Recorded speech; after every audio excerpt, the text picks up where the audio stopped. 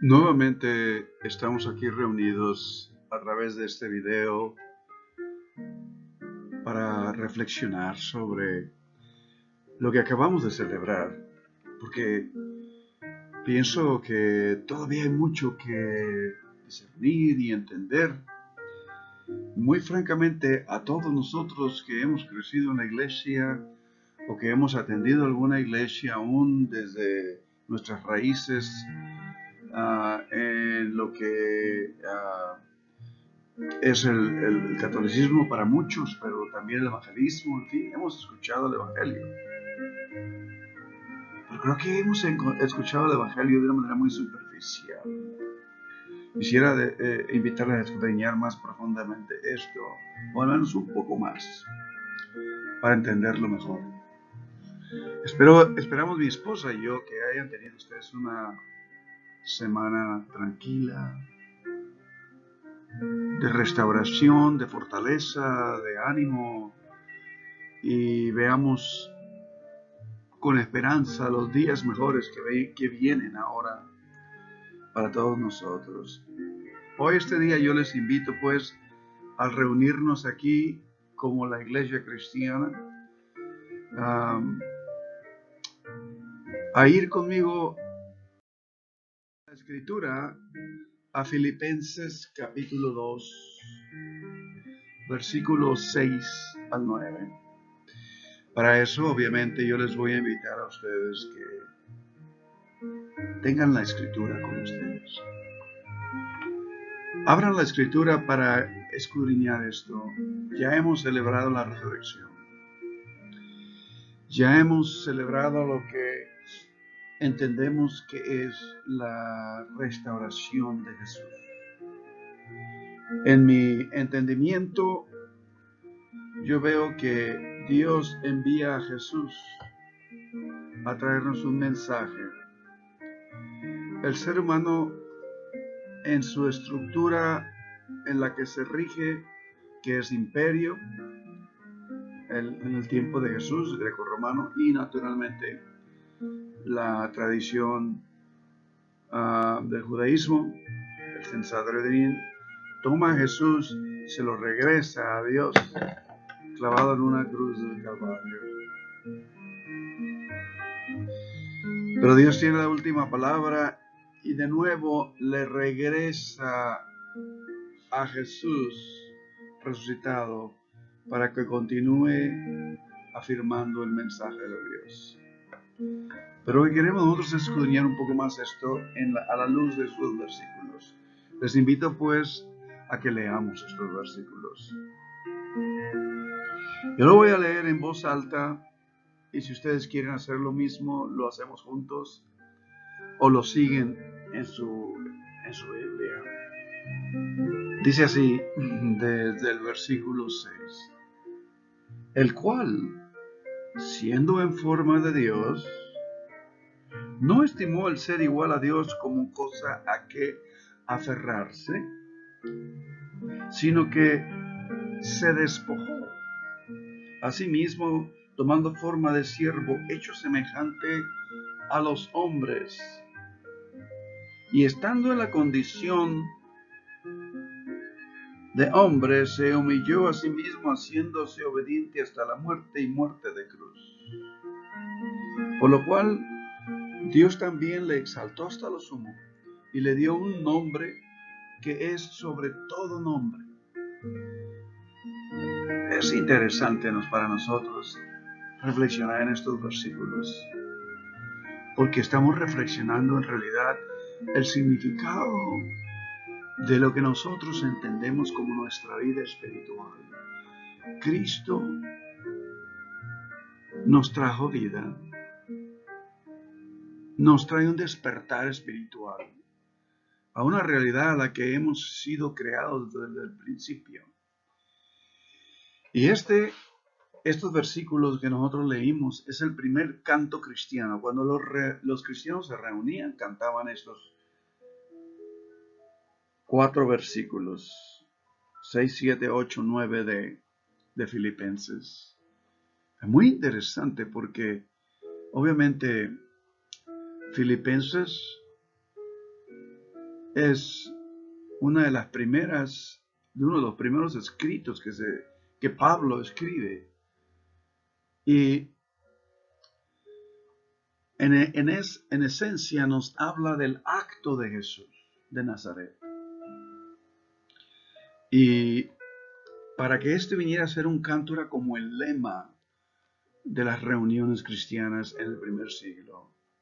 Y lo que nos comunica es que Cristo, siendo en forma de Dios, no se aferró, sino que se despojó y se hizo siervo. Y obviamente la palabra siervo aquí es más bien esclavo. Doulos, que quiere decir esclavo en el griego. En esencia, el versículo 7, que nos dice que se despojó, la palabra es kenosis. Es una palabra muy fuerte, porque cuando uno se despoja, quiere decir que se desarraiga, se queda totalmente vacío de la identidad la que antes tenía. Y este pasaje nos lleva hasta el principio de la creación en el texto de Génesis. Pablo hace mención de esto en otros pasajes de sus cartas. Tenemos, por ejemplo, en Colosenses, en el capítulo 1, versículo 15, Pablo nos dice que Él es la imagen del Dios invisible, el primogénito de toda creación. Primogénito es el primero de toda creación. O sea, que Dios intencionaba que el ser humano tuviera la disposición, el carácter, la humanidad, en fin, que Cristo nos mostró. Ahora, si ustedes quieren, y yendo de nuevo a lo que nosotros hablamos del huerto, allá en Génesis 3, yo quisiera nomás tocar esto brevemente. Si ustedes se dan cuenta que cuando ellos tomaron de aquel, entre comillas, fruto, que Dios les había pedido que no lo hicieran, sino que trabajaran junto con el plan de Dios, lo primero que se dieron cuenta es que estaban desnudos. Y no habla físicamente. Si ustedes se dan cuenta, en el capítulo 2 de Génesis, el último versículo del capítulo 2 y versículo 25, dice, y estaban ambos desnudos, Adán y su mujer, y no se avergonzaban. O sea, que lo primero que vino a tomar lugar en el momento en que ellos tomaron la iniciativa de lo que la serpiente les dijo, el día que ustedes prueben esto serán igual a Dios. E inmediatamente viene la duda, Dios no quiere que seamos iguales a Dios. O sea, no somos lo suficientemente valorables para Dios para que nos esté haciendo o prohibiendo este fruto. Y finalmente lo toman. Y lo primero que viene en el huerto es el temor y la vergüenza. La vergüenza cuando ellos se dan cuenta que no estaban cubiertos. Pero en esencia era la cubierta de Dios que ya no tenían. Algo había sido roto en una relación espiritual. Ya no tenían esa cubierta. Pero ven ustedes lo que hacen. Se hacen delantales. Se hacen delantales y esa es la sabiduría corta, imperfecta del ser humano entonces, porque el delantal solamente cubre el frente. Pero cuando ellos se voltean por atrás, si nosotros queremos tomar esto literalmente, están desnudos. ¿Y qué quiere decir esto? Quiere decir que a raíz de tener vergüenza y luego después cuando Dios los busca y ellos se ocultan, el temor, tuvieron temor. Dice, tuve miedo y me escondí.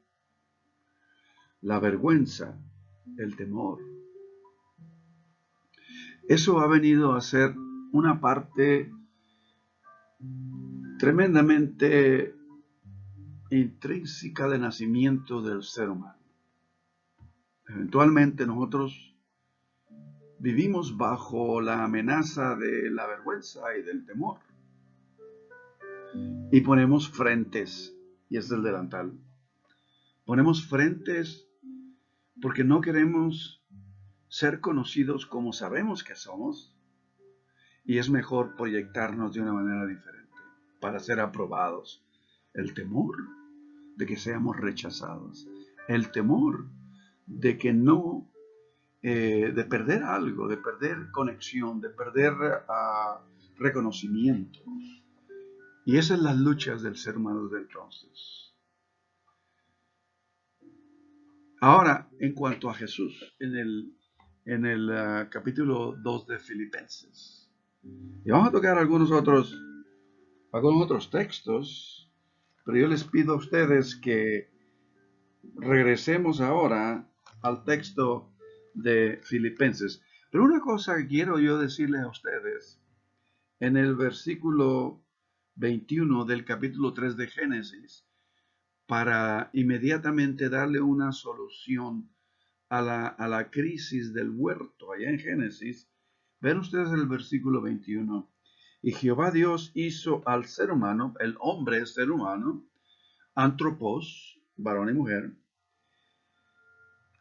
túnicas de pieles, aun cuando ahí dice, hizo al hombre y a su mujer túnicas de pieles, y los vistió. O sea, la diferencia de una túnica a un delantal es que la túnica cubre todo, pero era de piel. O sea, que esa es la primera vez en el huerto, allá en el orden, el huerto habla de un orden de Dios, es donde se derrama la primera sangre, porque esas túnicas de pieles tuvo que ser obtenidas a través del derramamiento de la sangre de un animalito. Y de esa manera ellos salen fuera del huerto. ¿Y dónde salen? Vean ustedes el capítulo 3, versículo 1. Pero la serpiente era astuta más que todos los animales del campo. O sea que la serpiente era del campo, donde es abierto, no hay orden, no hay estructura, todo crece como puede. Y el huerto habla de un lugar de orden, donde todo está en su lugar y tiene que ser cultivado y protegido. Salieron del orden, en otras palabras, salieron del orden de Dios, siendo estas culturas agrícolas, culturas que se dedicaban a cultivar la tierra, en fin, y esta es la narración muy directamente relacionada al tiempo y a la cultura en que se forma esta narración. De modo que, en esencia, salieron del orden de Dios a donde no hay orden. Y lo primero que pasa es que Caín mata a Abel. Un ser humano oprime a otro ser humano. Y desde entonces, a través de los siglos de la historia humana, ha habido esos conflictos entre naciones, grupos, imperios, un grupo oprime a otro. Y en eso hemos tenido nuestros conflictos. A modo que en el capítulo 3:21 Dios les da túnicas. Y todo avanza hacia las páginas, pero si ustedes se dan cuenta, al principio parecía que Dios estaba muy cerca hablando con Adán y Eva, hablando con Caín, ¿por qué decae tu rostro? Si haces lo bueno, no tendrás tu pena. Está de nuevo la vergüenza, la pena. Pero bueno, y a través de las escrituras, parece que mientras que siguen las páginas del Pentateuco, de la ley, de las narraciones de los primeros 5 libros de la Biblia, parece que hay un distanciamiento. Ya Dios, mientras sigue avanzando el tiempo, parece que Dios se distancia. Hasta el día en que Moisés sube a la montaña y Dios le dice, me harán un santuario para mí. y moraré en medio de ellos. Pero regresando de nuevo al capítulo 2 de Filipenses, dice ahí que siendo en forma o imagen de Dios, Jesús no consideró esa condición algo para tomar ventaja de ello, manipularla, la condición en la que se encontraba, o abusar de su posición, sino que se despojó. Es lo que dicen estos versículos de Filipenses, ahora en el capítulo 2 de Filipenses, versículo 7, se despojó a sí mismo, tomando forma de siervo, hecho semejante a los hombres, tomando forma de siervo, ¿qué quiere decir? Forma de esclavo, es siervo, duros, se sujetó, es lo que quiere decir. Una traducción actual sería, por ejemplo, aunque Cristo siempre fue igual a Dios, no insistió en esa igualdad. Al contrario, renunció a esa igualdad y se hizo igual a nosotros, haciéndose esclavo de nosotros, de todos nosotros. Y por su obediencia absoluta, de su corazón puro y sacrificante, Dios le dio un nombre que él no había reclamado para sí mismo, sino que Dios le dio por su obediencia un nombre, y que es sobre todo nombre, y naturalmente nombre es muy importante en el texto bíblico, el nombre.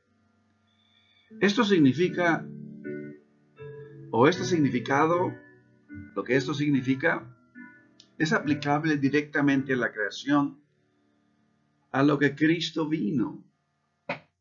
En Juan, el capítulo 5 de Juan, hay varios versículos que esto nos narra y que nos describe en conexión con el mero principio de la creación. Vean ustedes, si ustedes conmigo pueden ir al capítulo, lo voy a poner aquí en la pantalla, capítulo 5, versículos 17 y 19. Y en el capítulo 5, versículo 17 y 19, nos dice: mi padre hasta ahora trabaja y yo también trabajo. Ese era el deseo del corazón de Dios en el huerto. Que lo que Adán y Eva, que representa Adán, rojizo de la tierra, Eva, madre de los vivientes, estos dos seres representan a toda la humanidad en esencia. En la narración de Génesis, dice, quería que Dios deseaba que el ser humano trabajara junto con Dios, obrara, porque eso le dijo, ese es el huerto, tú lo vas a cultivar, vamos a trabajar unidos. Ahora Jesús acá, después de más de 2000 años posiblemente, viene y nos dice, mi Padre hasta ahora trabaja. O sea, Dios está buscando, insistiendo en que su visión divina sea realizada en la relación del ser humano y el Creador. Y luego dice Jesús, de cierto, les digo que el Hijo no puede hacer nada de sí mismo, cosa que en el huerto sucedió en un sentido contrario. Ellos tomaron iniciativa para hacer lo que Dios les había pedido que hasta ahorita en este momento no hiciera. Dice, no puede hacer nada de sí mismo, sino lo que ve hacer al Padre. O sea, Él, creado a imagen, a semejanza de Dios, refleja todo lo que es el Padre. Porque todo lo que Él hace, esto es también lo que el Hijo de igual manera hace. ¿Verdad? Entonces, esta es la realidad que Jesús está diciendo en su ministerio terrenal. Ven ustedes el versículo 26 y 27. Dice, porque así como el Padre tiene vida en sí mismo, así también dio al Hijo el tener vida en sí mismo, creados a imagen y semejanza de Dios. Y también le dio autoridad para hacer juicio, o sea, Dios le dio al Hijo del Hombre, y esta es una expresión importante porque Jesús usó Hijo de Hombre en el Evangelio de Juan para ejemplificar lo que el ser humano debería de ser. Él es el Hijo del Hombre, en otras palabras, Él es la absoluta realización de lo que Dios intencionaba que el ser humano fuese. Él es el Hijo del Hombre. Él es la absoluta, completa realización que Dios desea del ser humano. Y le dio autoridad para hacer juicio, o sea, porque Él es el Hijo del Hombre, o sea, Dios intencionaba desde el principio de que Adán y Eva fueran el reflejo del Creador mismo para cuidar lo que Dios había ya establecido como un orden, para que ellos continuaran cultivándolo. Y luego el versículo 30. El versículo 30 dice así: yo no puedo hacer nada de mí mismo. Como oigo, juzgo, y a mi juicio es justo, porque no busco la voluntad mía, sino la voluntad del que me envió. Y quiero decirles a ustedes, volviendo a la explicación de Génesis, que como oigo, juzgo, y mi juicio es justo, no busco la voluntad mía, sino la voluntad del que me envió. Esto es lo opuesto a lo que sucedió en el huerto, ¿verdad? Porque una vez que uno aprende a hacer, a reflejar la voluntad de el que nos hace lo que somos como seres humanos, encontramos que ese es verdaderamente nuestro hogar. Dice, yo no puedo hacer nada a mí mismo, es lo contrario que pasa en el huerto. Ahora vean ustedes, no busco la voluntad mía, sino la voluntad del que me envió. Todo ser humano desde entonces, por causa de la vergüenza y el temor, estamos tratando de asegurar que lo que pensamos que se debe de hacer es lo que debe tomar lugar. Y ahí están los conflictos, no solamente en el hogar, relaciones humanas, sino también en organizaciones, en el gobierno, en la iglesia misma, están los conflictos. Cuando dejemos nosotros de querer hacer nuestra voluntad y buscamos la voluntad de Dios y aprendemos a hacer la voluntad de Dios, mientras más lo hacemos, más fácil fluimos en ello. Y Jesús nos dice que Él fluía en ello. No busco la voluntad mía, sino la voluntad del que me envió. Pero por causa de la vergüenza y el temor, queremos asegurar que nuestro mundo está seguro. Y por eso es que hay conflictos. En fin, en otras palabras, Cristo vino a intervenir e invertir el curso en que la humanidad estaba yendo. Todo el curso en que la humanidad estaba yendo. Vino a dar marcha atrás al efecto que tomó lugar en Adán y en Eva. Porque, miren, ayer nada menos estaba hablando con una paciente en el hospital y decíamos, ella tuvo un stroke, joven, 30 años, pero por el estrés, por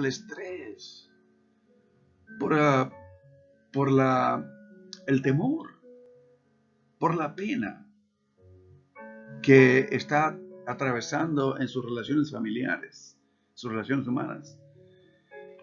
Vino demasiado estrés y terminó en un stroke, en un embolio, digamos, en inglés es stroke, en un embolio. El ojo izquierdo se le cerró, la parte izquierda de ella empezó a deteriorar un poco, tan joven. Y yo estaba hablando con ella para hablar del estrés. Y una de las cosas que dijimos es, desde el momento en que nacimos empezamos a morir. Y nuestro cuerpo se desgasta. Al principio no lo sentimos, pero ya llegando a los 30, 35, 40 años empezamos a sentir que verdaderamente nuestro cuerpo físico natural está decayendo. Jesús vino a traer vida y a restaurar la condición humana.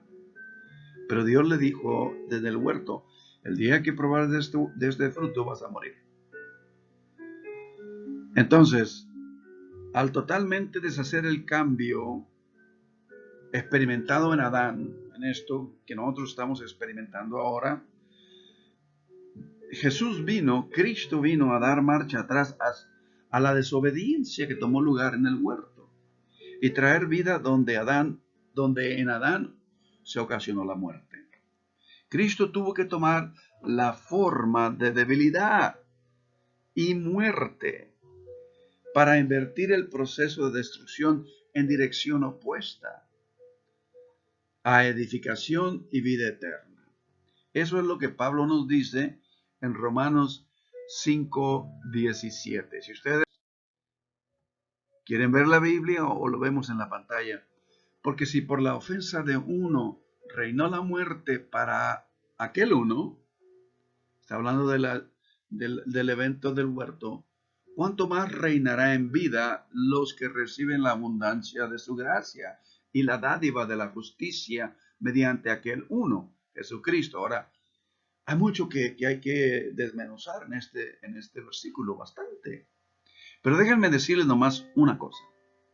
Cuando dice la abundancia de su gracia, o sea, ¿qué es la gracia de Dios? ¿Saben ustedes?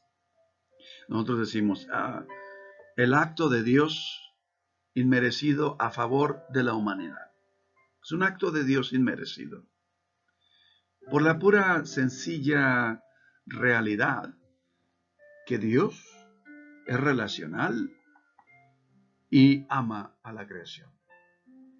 Y la dádiva de la justicia mediante aquel uno. ¿Cuál es la justicia? Cuando uno piensa en la justicia, uno piensa en una corte, un juicio. La justicia bíblica es que el ser humano empiece a aprender a hacer lo justo, a hacer lo correcto y vivir, a andar en la instrucción que Dios le da para aprender a hacer lo que es correcto. Ahora, en el huerto se hizo lo incorrecto, ¿verdad? Porque Dios le dijo, no harás esto. No le dio más explicación de acuerdo al texto. Pero en eso tendría que haber confianza. En una asociación de humanidad con Creador, tendría que haber confianza. Dios lo dijo, es suficiente para mí. Y eso es lo que en el versículo anterior refleja lo que Jesús dijo, que dijo, yo no puedo actuar por mí mismo, sino que lo que Dios hace, lo que mi Padre en los cielos, en fin. Pero aquí, la justicia no es el darle lo merecido a alguien, eso es la mente del ser humano. La justicia mediante aquel uno que es Jesucristo es que nos trae a nosotros el camino para andar, el camino de aprender a vivir justamente en toda relación. ¿Se imaginan ustedes? El día que nosotros nos relacionamos justamente con todos, con todos. De modo que esa es una de las citas que se encuentran en el capítulo 4 de Efesios. En Efesios capítulo 4, no vayan ustedes para allá, pero esto me vino a mi mente ahora. Miren lo que dice: renovaos en el espíritu de vuestra mente. El espíritu, ¿saben ustedes que en el cerebro, en cierta parte del cerebro está la espiritualidad? A través de investigaciones, la psicología, la psiquiatría ha descubierto que la espiritualidad es vital para la salud del ser humano. Y por eso, por la pura gracia de Dios, la misericordia de Dios, por eso yo me encuentro trabajando en un hospital como capellán para atender. Hay ahora una nueva disciplina que se llama la capellanía, aunque ya ha existido, pero de una manera más estructurada, más académica, sobre la espiritualidad de cada ser humano. Y la medicina de hoy en día ha reconocido y valorado este recurso que es inmenso, es eterno, pues ahí mismo, ¿verdad? Dios nos creó como seres espirituales. Y en este cerebro se encuentra esa realidad que cuando conectan ¿cómo se llama? Les conectan cables electrónicamente a una máquina y la persona empieza a hacer oración, empieza a alabar a Dios. Dice que se ilumina el cerebro tremendamente. Y trae luz, se ilumina y trae vida. Pero vean lo que dice aquí. Dice, renovaos en el espíritu de vuestra mente, versículo 23 del capítulo 4 de Efesios. El 24 dice, y vestidos del nuevo ser. Hombre no es varón, es ser, antropos, ser humano. Vestidos del nuevo ser, creados según Dios en la justicia y santidad de la verdad. En la justicia y santidad de la verdad. La justicia es en vivir correctamente con todos y todo. Donde uno respeta, valora y atiende justamente a todo lo que hace. Por lo cual, y vean ustedes el versículo 25, desechando la mentira, hablad verdad cada uno con su prójimo. Hablad verdad cada uno con su prójimo. Porque somos miembros los unos de los otros. Muchas veces, aún en la iglesia, decimos solamente lo que pensamos que esa persona le va a agradar escuchar. Y muchas veces no somos muy honestos cuando nos relacionamos y hablamos unos con otros. Estamos diciendo una cosa para que no sea ofensiva, entre comillas ofensiva, pero en realidad no somos honestos. Y aquí dice, hablar con la verdad, porque somos miembros unos de otros. El ser humano con el ser humano, porque Jesús lo ha dicho así, la relación vertical, amarás a Dios y amarás a tu prójimo como a ti mismo. Así como nosotros queremos que se nos trate, tratemos a los demás. Es una ley natural, es una ley correcta, eso es la justicia de Dios, ¿no? A mí me encanta decir que en cuanto a una persona, la justicia de Dios es que cuando una persona va a las escuelas allá a buscar a las primarias, a los jovencitos, los niños tan vulnerables, y a venderles droga. Cuando Dios interviene en esa manera injusta de esa persona de tratar con otros seres humanos, Dios toma a esa persona, la transforma y la envía de regreso a hablar a esos jóvenes que tienen que evitar ingerir y ser adictos a la sustancia, a la droga. Y esa es la justicia de Dios. Mandar a esa persona a corregir la influencia que antes estaba dando de esta persona anteriormente. O sea, la justicia de Dios es traer todo al lugar correcto en relación con el Creador.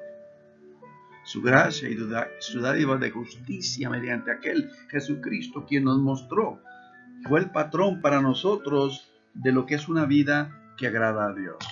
Al que el ser humano debe de imitar y es la razón por la cual escudriñamos el Evangelio. Entonces, los versículos del 6 al 8 o el 6 al 9 en Filipenses, estamos de nuevo acá, Filipenses capítulo 2, versículo del 6 al 9. Los versículos estos son muy específicos y se encuentran en sentido negativo. Vean ustedes el versículo 6, en cual, siendo en forma de Dios, no tomó. O sea, al estar en sentido negativo, nos explica lo que Cristo no hizo en el versículo 6. Y la razón es que conectan entonces con lo que Adán intentó obtener. En otras palabras, Jesús, siendo ya en forma de Dios, se despojó de eso, mientras que Adán y Eva, siendo ya en forma de Dios, codiciaron ser mayor o mejor o igual que Dios. Querían asegurar. Adán, queriendo asegurar siendo a imagen de Dios, se le fue quitada. Y Cristo, Adán y Eva en este caso, Adán quiere decir rojizo de la tierra, pues, ser humano. Y Cristo, siendo en forma de Dios, no lo consideró su derecho o privilegio, por lo tanto, entregó todo esto voluntariamente. O sea, es lo opuesto. Su condición de convertirse en esclavo en el versículo 7, doulos, es identificada con venir a ser un ser humano. Esclavo muchas veces al temor, a la vergüenza, incierto de su condición y de su futuro. Lo que Pablo escribe en capítulo 8, versículo 3 es muy importante, muy fuerte en el contexto de la obra de la creación de Dios en Cristo. Vean ustedes, por ejemplo,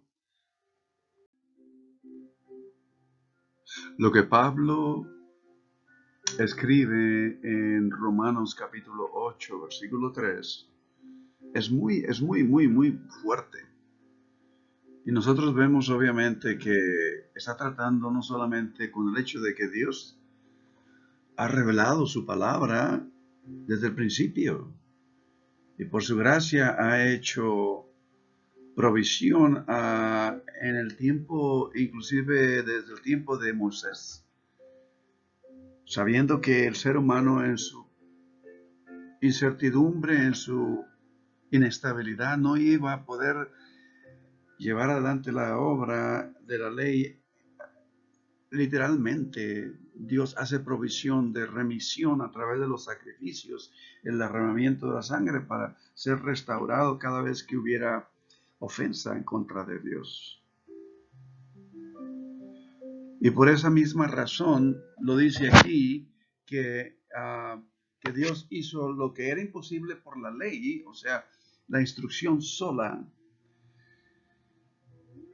No es exactamente, podemos dar la instrucción, un padre, una madre, un maestro, una maestra le puede dar a una persona el mejor consejo, más efectivo consejo. Pero si en el corazón de esa persona no está seguirlo, y en el libre albedrío, en el uso de su voluntad, no está a llevar a cabo eso. Entonces, o simplemente por el hecho de que está sujeto a hábitos y costumbres que no le han liberado de poder tener toda la libertad para llevar a cabo adelante ese consejo. Por esa razón dice aquí, porque Dios hizo lo que era imposible para la ley. Dios le dio la ley a Moisés, le dio la provisión para hacer la remisión de las ofensas. Pero dice el apóstol Pablo, era débil por la carne, o sea, por el hecho de que Dios estaba tratando con seres humanos que estaban bajo la realidad del temor, la incertidumbre, la desconfianza, el temor y la pena, la vergüenza, heredados en el DNA del ser humano desde el huerto. Pero luego dice, habiendo enviado a su propio Hijo, en semejanza de carne, en semejanza de ser humano, Jesús de Nazaret, y a causa del pecado y a razón por la condición en la que el ser humano estaba en esos conflictos, condenó al pecado en la carne. O sea, Jesús vino naturalmente a traernos a nosotros el ejemplo de cómo seguir. Cuando Él dijo, venid a mí y yo os haré descansar, y os haré descansar del estrés emocional, mental, del estrés de la pena, del estrés de la vergüenza, del estrés del temor, del estrés de todas las cosas que como seres humanos enfrentamos a través de nuestra jornada. Pero luego dijo, aprended de mí, soy humilde, soy manso. Dejémonos de de buscar lo nuestro, de acuerdo a la Escritura, rindamos todo a Dios. Como dicen en inglés, let go and let God. Dejemos de seguir tratando y seguir estancados, dando vuelta al asunto. Dice el dicho, el sabio piensa cómo terminar su vida. La persona que es necia y está en esos conflictos siempre está planeando cómo empezarla. El sabio ya empezó su vida y está planeando cómo terminarla. La persona falta de entendimiento siempre está planeando cómo empezar su vida. Y nosotros hemos visto y conocido gente que vive de esa manera. Oh, ya, borrón y cuenta nueva, voy a empezar de nuevo, y se le pasan 15, 20, 30, 50 años, nunca empezó. Esto es muy importante. Y vean ustedes los versículos entonces del capítulo 2, versículo de Filipenses 14. Haced todo sin murmuraciones y contiendas. Basta de buscar lo de uno. Muchas veces uno piensa que tiene toda la razón y que lo que uno está buscando es justo y es beneficioso para los demás. Pero eso es un poquito arrogante, saber qué es lo que le beneficia a los demás.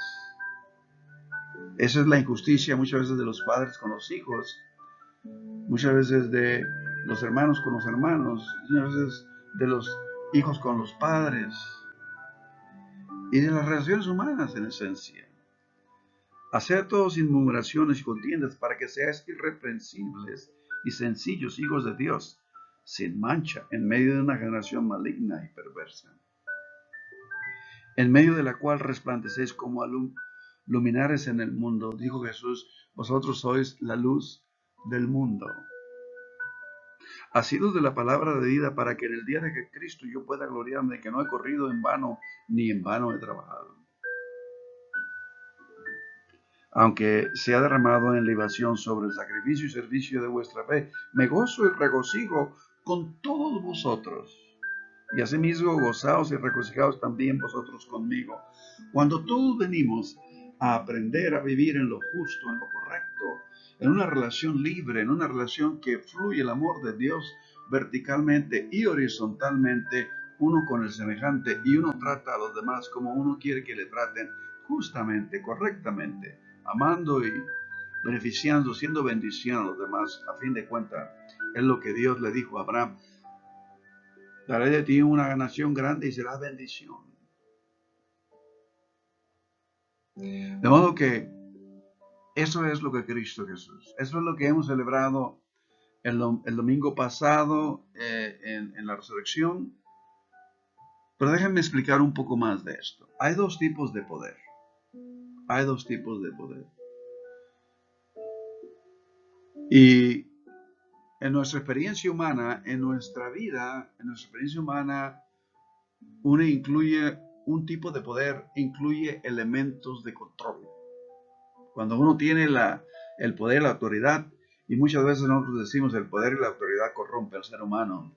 Cuando uno tiene autoridad sobre la gente, cuando uno tiene el poder económico, el poder tecnológico, eso es la razón por las cuales hay naciones que ven a otras naciones que no tienen ese avance como tercermundistas, porque les oprimen económicamente y explotan los recursos de las otras naciones. Y eso es lo que yo le llamo el síndrome de Caín. Caín mató a Abel porque estaba celoso. Quería más el favor de Dios para él que para Abel. La inseguridad, el temor. De modo que este poder que es coercivo, o sea que coerce, que forza, pues, coercivo, le hace falta integridad e incluye elementos de dominio, imposición, es independiente de los demás, la independencia, el asunto de tener, y los demás que se les arreglen como ellos puedan, ¿no? Es exclusivo, o sea que excluye, e indiferente y distanciado del dolor y el sufrimiento de los demás. Ese es el poder que hemos conocido a través de las sociedades en la competencia económica, financiera, en la competencia del poder de gobierno con las masas, restringir, en fin, que ha producido las rebeliones y los conflictos humanos. Pero hay otro poder. El otro incluye elementos de integridad, de persuasión, es persuasivo, no es, no se impone, sino es persuasivo. Y redarguye. Este poder es de solaridad, de unidad, integridad, mutualidad, es inclusive, o sea, incluye a los demás y es relacional. Se envuelve en el dolor y el sufrimiento de todo ser humano. Y es vulnerable también. Se expone a las relaciones porque es inclusivo. El primer poder es poder amenazador, con el que se impone, el que domina, que hace que la gente se llene de temor, ahí está el temor, y se paralice en realizar su potencial humano. El segundo poder es afable. Es el poder que capacita al ser humano, que capacita a los demás, que provee los recursos a la gente a desarrollar su potencial humano a su propio ritmo y crecimiento. Es el poder que respeta, valora y edifica a los demás. Esa es la bendición a los demás. De modo que la vida y muerte de Jesús en esta reflexión basada en Filipenses nos indica que el poder de Dios es afable, o que Dios es fuerte en lugar de poderoso, y esa fortaleza está basada en su veracidad. Dios es verdad, en su carácter y no en el concepto humano de poder, que se ha infiltrado hasta en las iglesias muchas veces. Lo que es más, Jesús nos mostró la imagen de Dios verdadero, relacional, que es fuerte en ser capaz de atravesar el sufrimiento y el conflicto y someterse y entregarlo todo. Rechazó. Y naturalmente el rechazo de los demás. ¿Cuántas veces dice el Evangelio de Juan? A los suyos vino, a los suyos no le recibieron. Pero es fuerte en lugar de poderoso, porque tiene fortaleza de carácter, tiene fortaleza interna, tiene fortaleza espiritual. Y puede atravesar el sufrimiento, el rechazo y hasta una muerte en la cruz. Pero luego regresa resucitado a continuar amando a los que lo rechazaron. Y esa es la fortaleza divina que emana del carácter de Dios. Jesús cambia la imagen idólatra, ancestral, de antigua, de un Dios distanciado, jerárquico, poderoso, controlador, por la imagen del Dios vulnerable, sufriente, verdaderamente, en verdad, relacional, que experimenta la aflicción y dolor del ser humano, que nos comprende, que nos entiende. El Dios que se encarna en Jesús y se convierte en nuestro amigo, viene a poner un fin a la falsa imagen de Dios de todo dominio, todopoderoso, y se muestra y nos muestra a nosotros el rostro veraz de Dios, de fortaleza, de amor. porque ese en realidad es su carácter. Eso es lo que celebramos con el evento de resurrección el domingo pasado. Y ese es el mensaje de hoy, para continuar reflexionando en la realidad en la que nosotros creemos y vivimos. Y vamos a reflexionar eso hasta el resto del año, hasta volver de nuevo a recordar, porque como seres humanos nos es necesario recordar. Dios nos dio la memoria. La palabra de Dios dice: repetirás estas cosas a tus hijos y a los hijos de tus hijos, en el camino, en la casa, en todo lugar. Nos es necesario recordar, porque celebramos la resurrección de Jesús de Nazaret, el Cristo, que verdaderamente nos vino a mostrar a Dios más de cerca, el carácter que es de Dios, de un poder afable que convence, que redarguye y que inspira por su espíritu el querer vivir en armonía con la voluntad de Dios. Y eso es el nacimiento de Dios en Cristo, en cada ser humano. Les invito a que oremos en esta hora. Oremos juntos. Oremos juntos.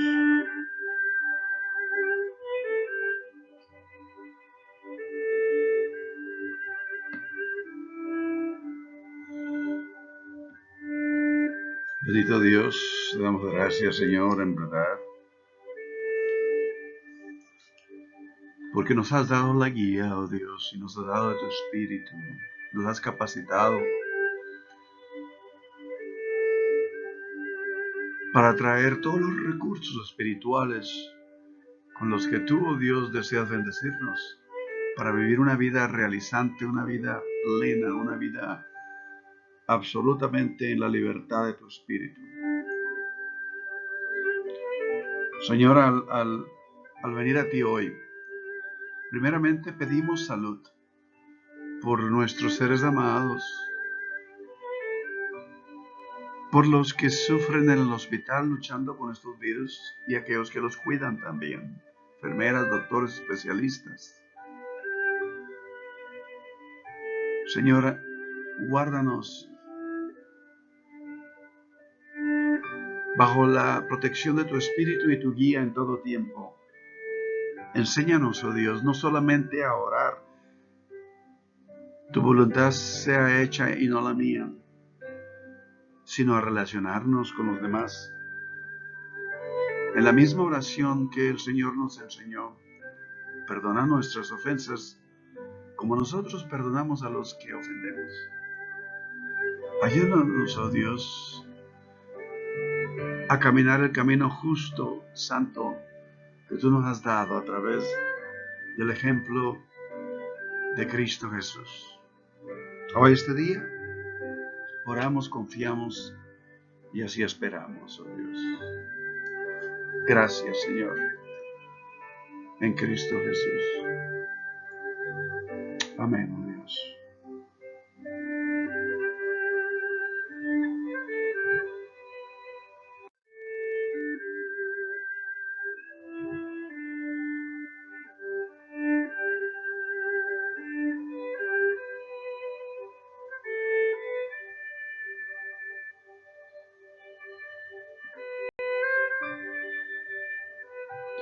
Que Dios les bendiga a todos ustedes. Que tengan una de las mejores semanas y que todos estén bien, guardados en buena salud, no solamente física, sino también mental, emocional, espiritual. Adelante, que Dios todavía tiene mucho que hacer entre nosotros. Dios les bendiga.